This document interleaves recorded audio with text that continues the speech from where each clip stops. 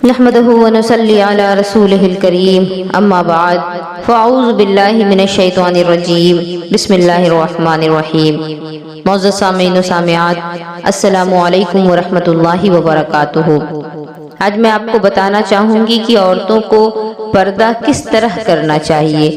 کن کن اعضاء کا پردہ کرنا چاہیے، کیونکہ کچھ لوگ یہ کہتے ہیں کہ پردے میں چہرہ داخل نہیں، کچھ یہ کہتے ہیں کہ پردے میں ہاتھ اور پاؤں داخل نہیں۔ تو میں آج آپ کو بتاؤں گی کہ واقعی اسلام میں پردہ کس کو کہا جاتا ہے، اور عورتوں کو پردہ کرنا ہے تو کس طرح کا پردہ کرنا ہے۔ میری گزارش ہے کہ اس بیان کو پورا سنیں اور ثواب کی نیت سے دوسروں تک بھی پہنچائیں، تاکہ تمام خواتین کو یہ معلوم ہو سکے کہ ان کا پردہ واقعی میں اسلامی پردہ ہے بھی یا نہیں۔ عورتیں کن اعضاء کا پردہ کریں؟ لوگوں کی اپنی اپنی الگ الگ رائے ہے۔ کچھ کہتے ہیں کہ صرف سر اور سینے پر چادر ڈال لینا ہی پردہ ہے، کیونکہ یہ قرآن کی آیت سے ظاہر ہوتا ہے، اور کچھ کا کہنا ہے کہ پردہ جو ہے وہ سر سے پاؤں تک پورے جسم کو چھپانے کا نام ہے۔ تو میں آپ کو بتانے چاہوں گی کہ پردہ ہے کیا۔ اللہ رب العزت نے جو قرآن مقدس میں پردے کا حکم دیا کہ اے نبی،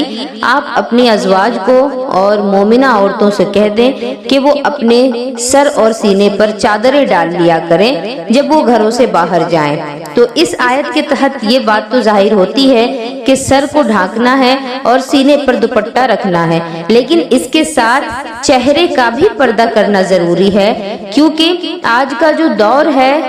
چہرے دیکھ کر کے فتنے بڑھتے ہیں، اور چہرہ ایک ایسی چیز ہے جسے دل کا آئینہ کہا جاتا ہے۔ تو چہرے کا پردہ کرنا یہ نہایت ضروری ہے، اور خاص طور پر آج کی خواتین کے لیے، کیونکہ آج کی جو خواتین ہیں وہ بغیر میک اپ کے رہنا پسند ہی نہیں کرتی، اور میک اپ کر کے اگر وہ اپنے چہرے کو کھلا رکھیں گی اور نامحرموں کے سامنے جائیں گی تو ظاہر سی بات ہے کہ پھر شیطان کا حملہ بھی ہوگا، اور وہ لوگ جن کے سامنے چہرہ کھلا رہ سکتا ہے تو وہ صرف اور صرف محارم ہیں، جیسے کہ باپ ہے، بیٹا ہے، بھائی ہے، شوہر ہے۔ تو ان لوگوں کے سامنے چہرہ،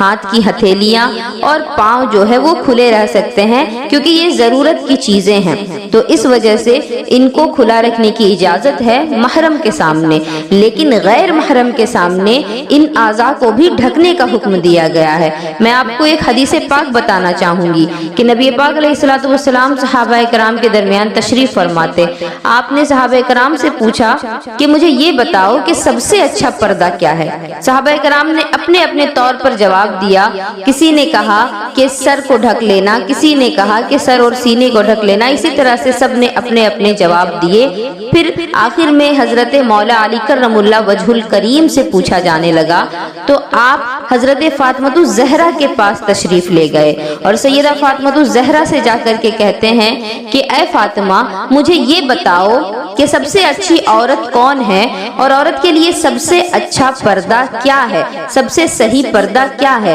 کیونکہ نبی پاک علیہ الصلوۃ والسلام نے آج ہم سے یہ سوال کیا، اور صحابہ کرام نے اپنے اپنے طور پر جواب دیا، لیکن نبی پاک علیہ الصلوۃ والسلام کسی کے جواب سے بھی مطمئن نہیں ہوئے۔ آپ نے فرمایا کہ آپ سب اپنی اپنی جگہ صحیح ہیں، لیکن یہ جواب درست نہیں ہے۔ تو تم مجھے بتاؤ کہ سب سے بہترین پردہ کیا ہے، اور سب سے بہترین عورت کون ہے۔ اس پر خاتون جنت سیدہ فاطمہ الزہرا رضی اللہ تعالی عنہا نے فرمایا کہ وہ عورت کہ جس کو نہ کوئی مرد دیکھے اور نہ کوئی مرد اس عورت کو دیکھے، نہ عورت کسی مرد کو دیکھے، یعنی یہاں غیر محرم کی بات ہو رہی ہے۔ ایسی عورت کہ جو نہ کسی غیر محرم مرد کو دیکھے اور نہ ہی کوئی غیر محرم مرد اس عورت کو دیکھے، تو وہ عورت سب سے اچھی عورت بھی ہے، اور اس کا پردہ سب سے صحیح پردہ ہے۔ تو اس سے یہ بات ثابت ہوتی ہے کہ پردہ کرنا ہے تو سر سے لے کر پاؤں تک پورے جسم کو چھپانا ہے، اور صرف جسم کو ہی نہیں چھپانا بلکہ آنکھوں کا بھی پردہ کرنا ہے۔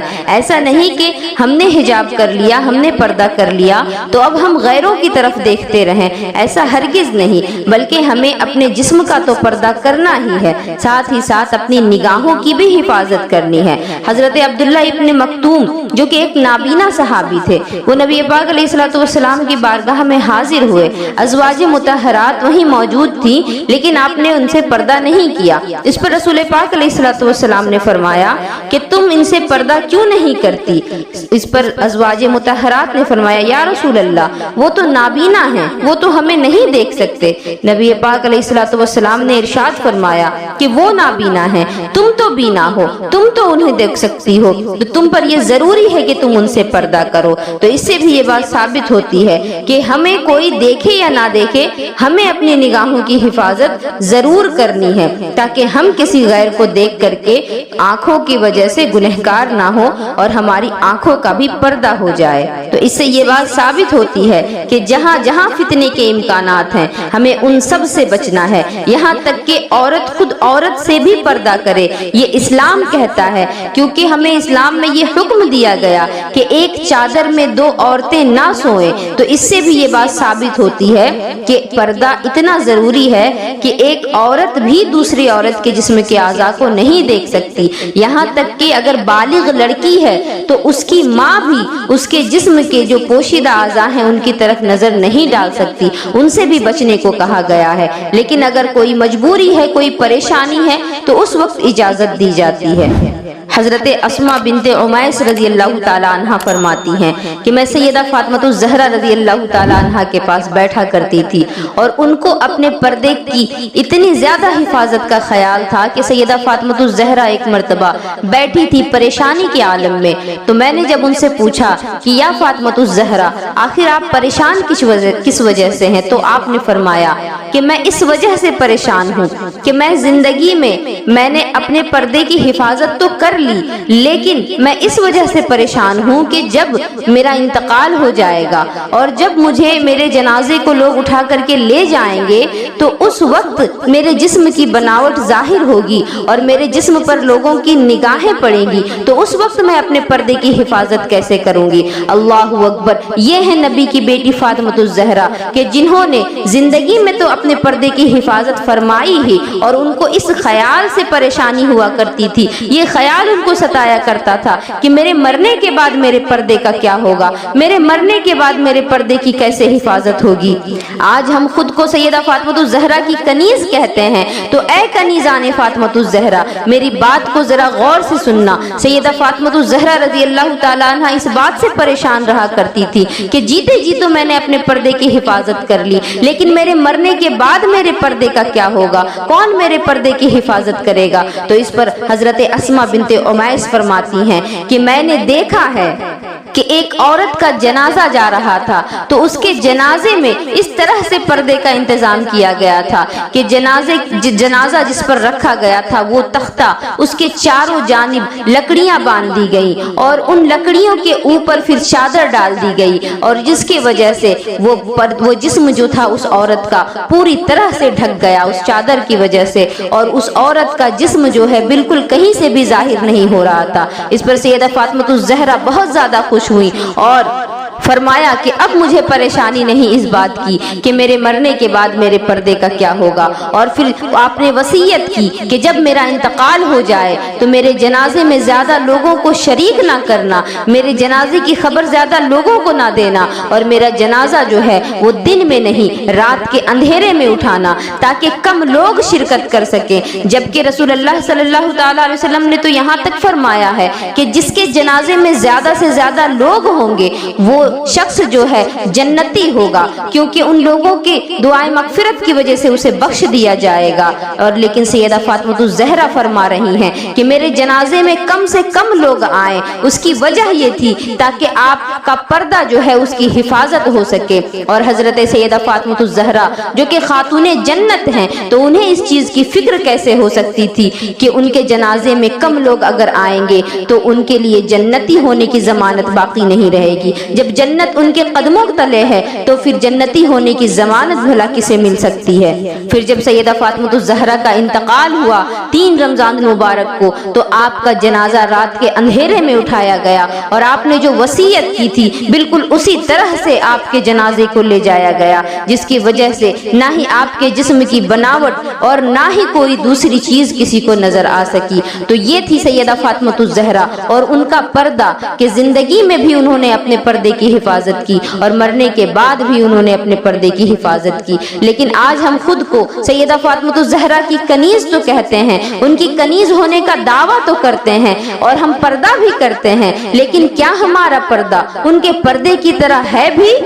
آج عورتیں جو پردہ کرتی ہیں تو ان کا پورا جسم جھلکتا ہے، یا تو ان کے پردے کا لباس اتنا باریک ہوتا ہے کہ جسم نظر آتا ہے، یا پھر اتنا چست و اتنا ٹائٹ ہوتا ہے کہ جسم کی بناوٹ نظر آتی ہے۔ عورت موٹی ہے یا پتلی ہے، یہ ساری چیزیں ظاہر ہوتی ہیں۔ اور اس پر ہی بس نہیں ہوتا، آج کل سوشل میڈیا پر عورتیں اور نوجوان لڑکیاں حجاب لگا کر کے ٹک ٹاک پر ویڈیوز بناتی ہیں اور اس کو اپلوڈ کرتی ہیں، لوگوں کو دکھاتی ہیں، ناچ ناچ کر دکھاتی ہیں۔ یہ کیسا پردہ ہے تمہارا؟ تم اپنے پردے کی بے حرمتی کر رہی ہو، اور صرف اتنا ہی نہیں بلکہ تم تو مذہب اسلام کی بھی بے حرمتی کر رہی ہو۔ میں گزارش کروں گی کہ اس بے حیائی کے ماحول میں، جبکہ میڈیا بے لگام ہے، سوشل میڈیا قیامت ڈھا رہا ہے، آنکھوں سے حیا اٹھ گئی ہے، سوچوں میں آوارگی آ گئی ہے، لباس سمٹ سمٹ کر برائے نام رہ گیا ہے اور حیا ایک پرانا قصہ بن گیا ہے۔ یہ اڑتے ہوئے آنچل، لہراتے ہوئے دوپٹے اور بکھرے ہوئے بال، یہ حیا کے جنازے سڑکوں پر گھومتے نظر آ رہے ہیں، اور بازاروں میں صنفی آزادی اور جنسی بے رحمی اور جو کچھ ہم دیکھ رہے ہیں۔ تو آج ہم سب کو چاہیے کہ سیدہ فاطمہ الزہرا کے کردار کو خضر راہ بنائیں، جیسا کہ علامہ اقبال نے ارشاد فرمایا، مزرعہ تسلیم را حاصل بطول، مزرعہ تسلیم را حاصل بطول، مادرارا اسوائے کامل بطول، کہ عورتوں کو چاہیے کہ وہ سیدہ فاطمہ الزہرا کے اسوہ حسنہ پہ، ان کے طریقے پر چلے۔ سیدہ فاطمہ الزہرا تو وہ ہیں کہ جن کے آنچل کو کبھی مہر و ماہ نے بھی نہیں دیکھا، اور صرف اتنا ہی نہیں بلکہ خاوند کی خدمت بھی کرتی تھی، بچوں کی پرورش بھی اور اللہ کی عبادت بھی۔ ادھر چکی بھی چل رہی ہے، ادھر بچوں کو قرآن کی لوری بھی دے رہی ہیں۔ جب آٹا پیسا جا رہا ہو اور لبوں پر قرآن جاری ہو، اور وہ آٹا جب بچے کھائیں گے تو حسین ابن علی کے جانشین ہی پیدا ہوں گے، حسین ابن علی ہی پیدا ہوگا۔ لیکن آج کل عورتوں کا حال یہ ہے کہ ٹی وی چل رہا ہے، گود میں بچے کو لے کر دودھ پلا رہی ہیں، کانوں میں ایئر فون لگے ہیں اور گود میں بچہ ہے، اسے بھی لوری دی جا رہی ہے تو گانوں کی لوری دی جا رہی ہے۔ اگر ماؤں کا یہ کردار ہوگا تو بچہ حسین ابن علی کا جانشین تو نہیں بنے گا۔ تو ماؤں کو چاہیے کہ سیدہ فاطمہ کا کردار اپنائیں۔